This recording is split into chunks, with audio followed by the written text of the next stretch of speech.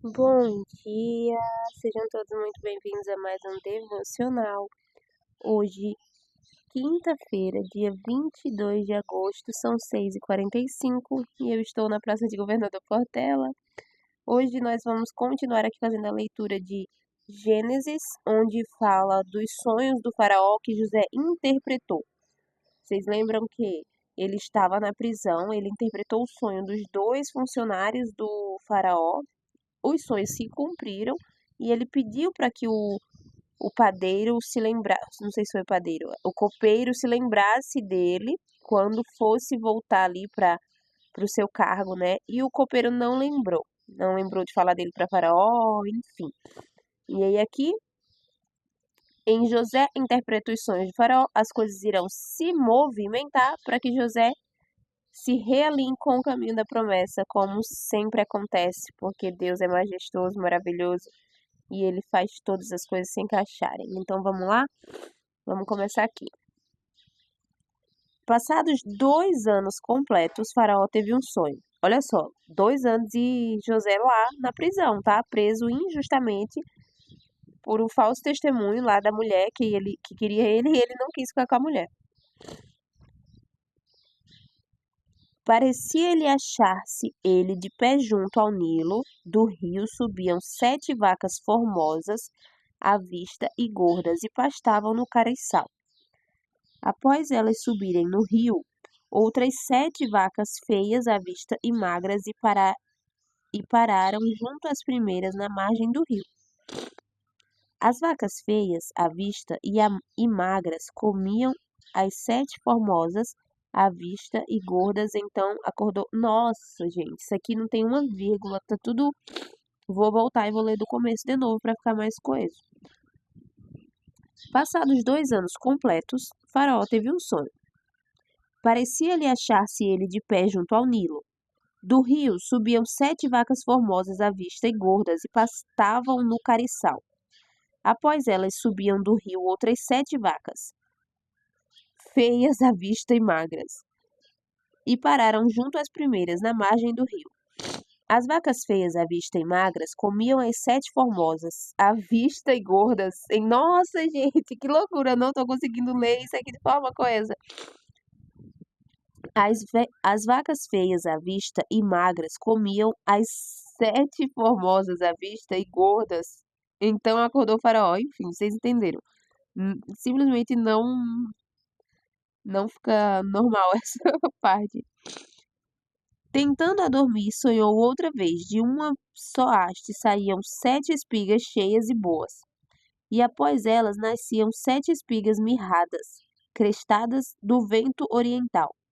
As espigas mirradas devoravam as 7 espigas grandes e cheias. Então acordou o faraó. Fora isto, um sonho.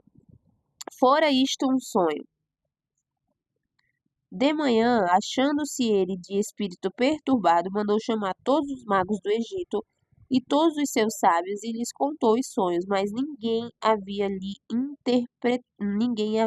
que lhes interpretasse.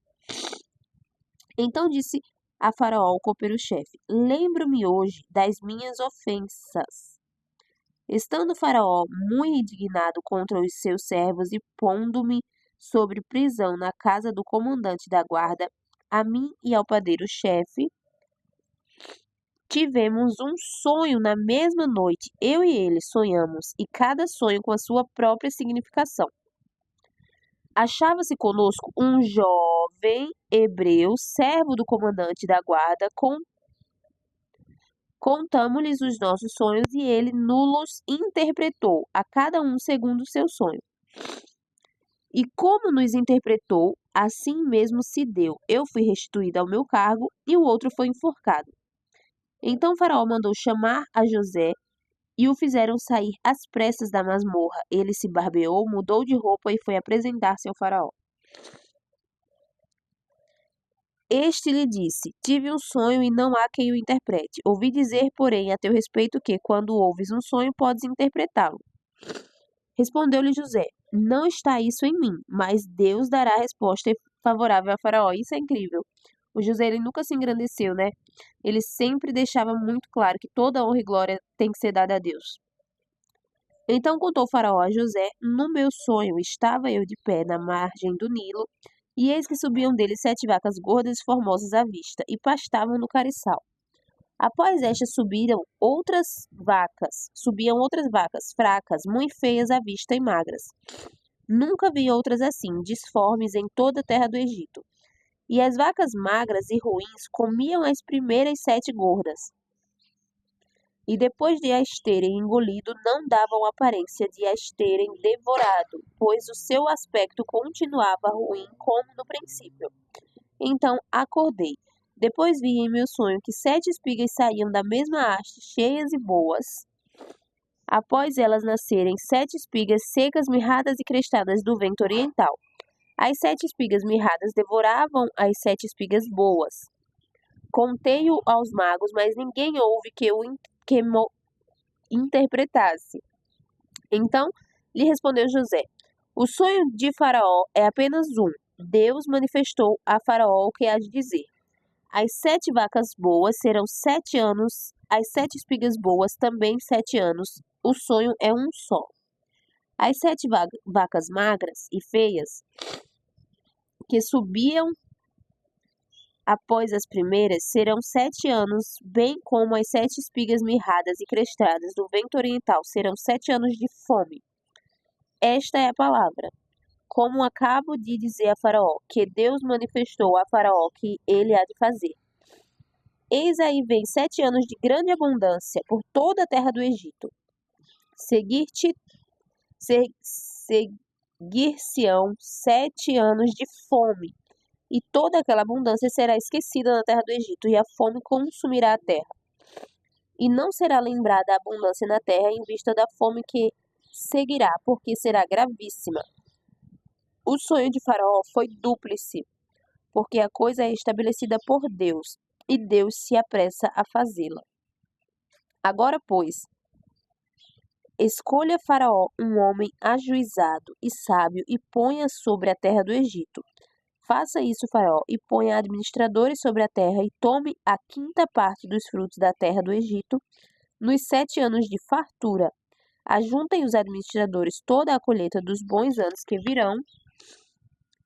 Recolham o cereal debaixo do poder de Faraó para mantimento nas cidades e o guardem. Assim o mantimento será para abastecer a terra nos 7 anos da fome que haverá no Egito, para que a terra não pereça de fome. Olha só, vamos refletir acerca dessa leitura que fizemos aqui. O que acontece? Nesse momento em que o Faraó tem esse sonho, né, das 7 vacas gordas, 7 vacas magras, 7 espigas cheias e 7 espigas vazias, e ninguém consegue interpretar o sonho, ele chama todo mundo, os sábios, ninguém consegue. É nesse momento que o copeiro lembra de José e resolve o chamar. José se preparou, se barbeou, trocou de roupa e foi ao encontro do Faraó e conseguiu interpretar o sonho do Faraó. Aqui, José, além de interpretar, José traz uma solução. Então, olha só, o Espírito Santo sopra no ouvido de José o que foi aquele sonho, qual é o significado daquele sonho, assim como fez com o sonho do copeiro e do padeiro. E José deixa claro isso, não sou eu quem interpreto, é Deus que interpreta os sonhos e fala através de mim, não sou eu, não é um dom meu. Então ele sempre faz questão de enaltecer a Deus, né? De deixar toda a honra e glória ser dada a quem o fez, que é Deus. Nesse momento, também com o Faraó, ele fala a mesma coisa. Não sou eu quem faz, mas Deus. E como eu falei com vocês no início, todas as coisas precisaram acontecer para que José fosse encaminhado e colocado no lugar onde ele tinha que estar. Deus, que é um Deus de aliança, um Deus de promessa, era com José e ele tinha que estar naquele lugar, né? Ele tinha que estar na masmorra, ele tinha que estar no Egito, ele tinha que ter sido vendido, tinha que ter acontecido todas essas coisas com José. Então, olha para a vida de José. Olha todas as coisas que acontecem com José. Ele é vendido, ele foi preso injustamente, tanta coisa que ele precisou passar. E olha só, ele não ficou 2 meses, 2 dias, ele ficou 2 anos, 2 anos dentro da prisão injustamente. 2 anos depois dele ter decifrado o sonho do padeiro e do copeiro e ter pedido, quando tu voltar lá, se lembra de mim? Então imagina, o padeiro voltou, o copeiro, não sei se foi o padeiro ou foi o copeiro que morreu, enfim. Um foi decapitado, né, como ele havia previsto. Voltaram e não lembraram de José. Então José ficou lá esperando em Deus. José ficou lá suportando o processo. E olha que o processo de José não é fácil. O processo de José estava sendo dentro de uma prisão, de um cárcere, de uma masmorra. Mas ele estava lá aguentando o processo. E na hora que ele teve uma oportunidade, ele se arrumou, se barbeou, foi lá, falou para o faraó o que era o sonho e ainda deu a solução do problema. Você vai precisar pôr administradores para reservar o grão, guardar o cereal, aproveitar os 7 anos de fartura para quando vier os 7 anos de fome, ninguém morra, né? Ninguém, sei lá, a terra não se acabe daquela forma. E obviamente que isso ia acontecer porque Deus sabia que José era capaz de resolver aquele problema. Deus, ele sempre sabe da nossa capacidade, ele sempre sabe o que a gente consegue fazer, até onde que conseguimos ir. Ele coloca no nosso caminho os problemas que nós damos conta de resolver. Isso é verdade. Então, se você está com um problema, qualquer que seja ele, você tem que resolvê-lo. Fugir de problema não é o que Deus espera da gente. Deus espera que a gente os resolva. Falo de problema, falo de enfermidade, doença, todas essas coisas que entram na nossa vida, entram para que nós resolvamos. Tem coisas que acontecem porque somente assim a gente vai despertar. Deus, ele afasta você de coisas, pessoas, lugares onde você não tem que estar. Coloca você exatamente onde você precisa para que você se conecte com você. E eu falo isso como um testemunho pessoal, porque eu precisei ser afastada do meu então atual trabalho. Eu precisei de um período, eu passei, eu acho que 2 meses direto, assim, sem querer, sem conseguir me comunicar com ninguém, sem ter ânimo para resolver problemas, sem ter força para lidar com o meu time de colaboradores. E eu precisei literalmente me afastar. E eu desenvolvi com esse afastamento algumas características que em outro momento da minha vida eu não desenvolveria. Eu precisava estar mal, eu precisava estar com ansiedade generalizada, síndrome de burnout, que é a síndrome do esgotamento, né, do estresse ali que virou crônico. Eu precisei estar dessa forma para me afastar e aí sim desenvolver características que Deus esperava de mim, que somente nessa necessidade eu iria conseguir desenvolver. Se tudo tivesse bem, se eu tivesse ainda trabalhando no mesmo ritmo, fazendo o que eu já fazia, eu não teria desenvolvido algumas características que Deus quer que eu tenha para o cumprimento da minha promessa, né? Porque Deus, ele não quer que não molda você à toa. Deus, ele não molda você em vão. Ele te molda para que você se prepare e esteja pronto para o momento da promessa, para o momento da virada de chave, para o momento em que sua vida vai se transformar, para o momento em que você vai começar a viver do propósito. Então, amanhã nós vamos continuar aqui, José como governador do Egito. Olha isso. Quem diria, né? José foi vendido pelos irmãos, foi preso, aconteceu tanta coisa. Quem diria que ele ia ser o governador do Egito? Mas sabe quem sabia disso? Deus. E sabe se Deus tivesse dito para José, quando José estava lá na terra com os parentes dele, com os irmãos que não acreditavam nele, que zombavam, que riam, que tinham inveja, se Deus tivesse dito, José, você vai ser governador do Egito, vocês acham que José tinha acreditado? Não teria acreditado. Então, por isso que Deus não nos fala abertamente, claramente, qual que é a nossa promessa, qual que é o nosso destino, porque Ele faz infinitamente mais. Então, o que você espera para você? Qualquer coisa que você espere para você, que você tenha na sua mente. Poxa, eu quero ser tal coisa. Eu queria ser isso aqui, eu queria ser médico, sei lá, eu queria ser político, eu queria ser professor, qualquer coisa que você queira ser, Deus tem um plano ainda maior para a sua vida. Deus quer que você seja ainda mais que aquilo. Então, ele não fala porque os planos de Deus guardam mistérios e tempo e enigmas, né? Igual como ele fala em somente enigmas. Veja só o sonho do faraó. Veja só, da mesma forma que ele colocou na cabeça do faraó o sonho em que saía as 7 vacas magras, as 7 vacas gordas, nananã, nananã. Ele poderia simplesmente ter aparecido ele, um anjo, em sonho para faraó e ter dito: virão 7 anos de muita fartura e depois virão 7 anos de muita fome, faraó, se cuide. Ele poderia ter feito isso, né? Mas por que ele não fez? Ele precisava falar em enigmas para que ninguém conseguisse traduzir o sonho, ninguém conseguisse entender, para que chamasse José, para através de José o faraó entender o que ia acontecer e ainda assim colocar José como governador, porque quem mais preparado que José, a pessoa que decifrou o sonho? Vocês entendem como que Deus age? Como que Deus é majestoso? Como que Deus é maravilhoso? Todas as coisas que acontecem têm um propósito, têm a mão de Deus. Eu falei isso ontem, eu repito.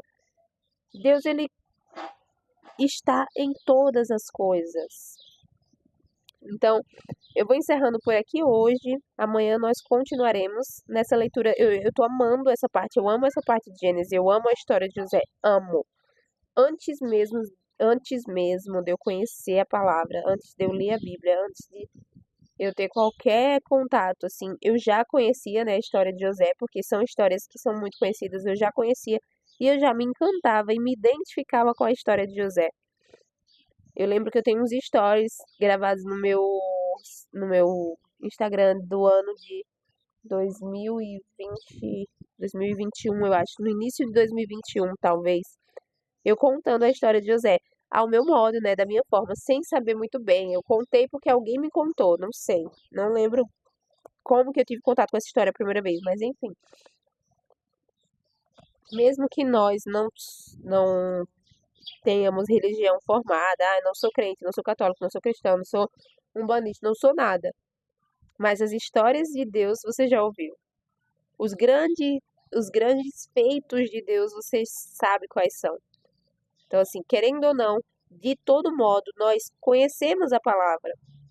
De alguma forma, a gente já ouviu falar, alguém já falou pra gente, a gente já leu. Na escola a gente ganhou uma bíbliazinha, aquela pequena, que era o Antigo Testamento. Então, assim, Deus está em tudo e quanto antes a gente entender isso, quanto antes a gente conseguir identificar e aproveitar essa vida na Terra com Deus, melhor pra gente, né? Que somente quando a gente tem esse despertar de consciência, somente quando a gente entende que Deus está em tudo, as coisas começam a acontecer. As coisas começam a se desenrolar. Porque veja só, pense comigo. Se Deus tem uma promessa para mim, vamos dar um exemplo. Deus tem para mim que eu tenho hoje 28 anos. E Deus tem uma promessa para mim de que eu serei a presidente do Brasil. Falando assim, eu serei a presidente do Brasil, não parece uma coisa fácil de ser alcançada, né? Não parece que eu vou conseguir. Mas se eu acreditar e eu fizer todas as coisas se moverem, eu colocar todo o meu esforço, minha dedicação nisso, eu passo a acreditar que aquilo vai ser possível. Eu passo a me mover para fazer aquilo se tornar realidade. Concordam? Concordam. Se eu não. E aí, quando eu acredito e passo a me mover pelaquilo e fazer as coisas baseadas naquilo, Deus, ele tem a entrada de colocar as situações na nossa frente. Porque a gente está acreditando. Quando a gente acredita, a gente vê coisas que a gente não via quando a gente não acreditava. Preste atenção, isso aqui é importante. Então, quando a gente acredita, as coisas ficam mais fáceis de acontecer. Deus, ele consegue mandar mais situações porque a gente está acreditando.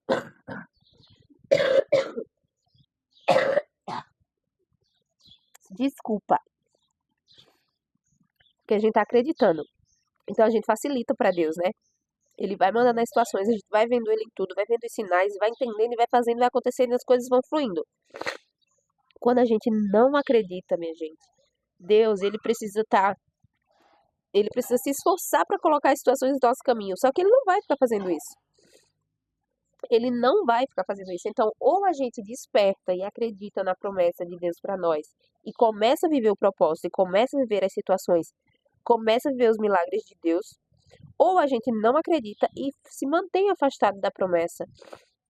E quando eu não acredito, eu não vou ver Deus em nada, nas situações, eu não vou entender, eu não vou ter a sensibilidade, eu não vou ter o discernimento. Como que Deus vai colocar as situações na minha vida para minha promessa acontecer? Como que ele vai colocar as situações ali se eu não estou acreditando? Então, quando a gente não acredita, a gente afasta a promessa da nossa vida, a gente afasta o propósito e a gente começa a viver em outro caminho. Então, é o que eu falo. Quanto antes você entender que Deus é Deus e não tem outro sem Ele, não tem como você tentar socorro, suporte e realização em outra coisa, quanto antes você entender isso, melhor. É a partir do momento que nós entendemos e acreditamos que as coisas começam a se movimentar ao nosso favor. E é isso. A palavra de hoje é essa. Hoje é um dia muito especial para mim. É o aniversário do meu filho. Ele tá fazendo 10 anos. São 10 anos hoje, então é um momento de muita reflexão. Eu acordei pensativa. Há 10 anos atrás ele ainda não tinha nascido essa hora, né? Ele nasceu às 8h40 da manhã, mas eu já estava ansiosíssima, já estava no hospital, já estava esperando por ele. Então foi um dia lindo que eu guardo com muito carinho na minha memória. Não só o dia em que ele nasceu, mas todo aquele tempo, todo o processo, minha gravidez, tudo. Foram momentos que eu guardo com muito carinho.